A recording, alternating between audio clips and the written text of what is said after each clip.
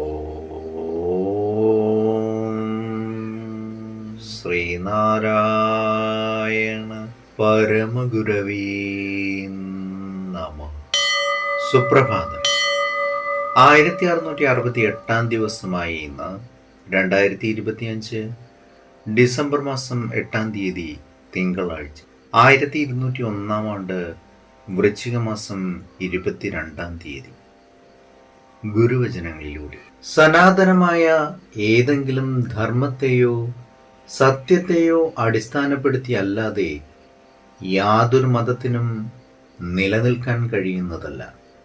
ശ്രീനാരായണ ഗുരുദേവൻ.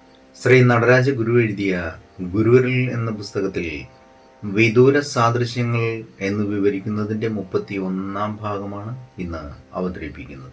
പുരാവസ്തു ഗവേഷകർ ബേബൽ ഗോപുരത്തിൻ്റെ നിർമ്മാണകാലത്തിനു മുമ്പുള്ള ചരിത്രത്തെപ്പറ്റി ഇന്നും കാലത്തിൻ്റെ മൂടൽ മഞ്ഞിനുള്ളിൽ തപ്പി നടക്കുകയാണ്.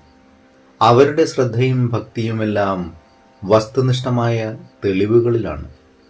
എന്നാൽ ഇക്കാര്യത്തിൽ ആവശ്യമായിട്ടുള്ളത് കൂടുതൽ വിശാലമായൊരു വീക്ഷണവും കൂടുതൽ ധീരമായ ചുവടുവയ്പും സചേതനവും തുറസും സ്വച്ഛവുമായൊരു സമീപനവുമാണ്. ജ്ഞാനവചസ്സിനുണ്ടായിരുന്ന വിശാലമായ ബന്ധങ്ങളെ അന്വേഷിച്ച് കണ്ടെത്തി അതിനെ അടിസ്ഥാനമാക്കിക്കൊണ്ട് നമുക്ക് ഇത്തരം പ്രശ്നങ്ങൾക്ക് പരിഹാരം കണ്ടെത്താൻ നോക്കാം.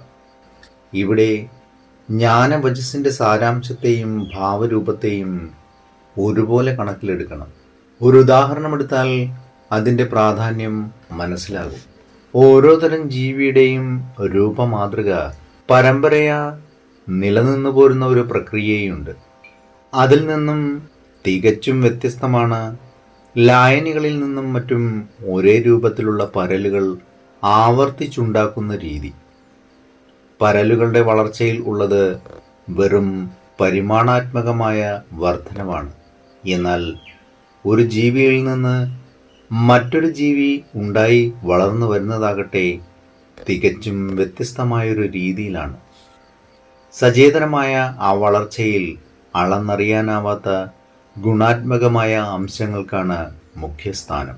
അതായത് പരലിൻ്റെ വളർച്ചയിൽ രൂപാത്മകതയ്ക്ക് മാത്രമാണ് സ്ഥാനമുള്ളതെങ്കിൽ ജീവികളുടെ വളർച്ചയിൽ രൂപത്തിനും സാരാംശത്തിനും സ്ഥാനമുണ്ട്. ജ്ഞാനവചസ്സിൻ്റെ വികാസ പരിണാമങ്ങളുടെ പാത കണ്ടെത്തുന്നതിനും ഇതുപോലെ ഭാവരൂപത്തെയും സാരാംശത്തെയും ഒരുപോലെ കണക്കിലെടുക്കുക തന്നെ വേണം. ഏവർക്കും നന്മ നിറഞ്ഞൊരു സുദിനമായിരിക്കട്ടെ എന്ന് ആശംസിച്ചുകൊണ്ട് നിർത്തുന്നു. നന്ദി, നമസ്കാരം. ഗുരുധർമ്മം ജയിക്കട്ടെ.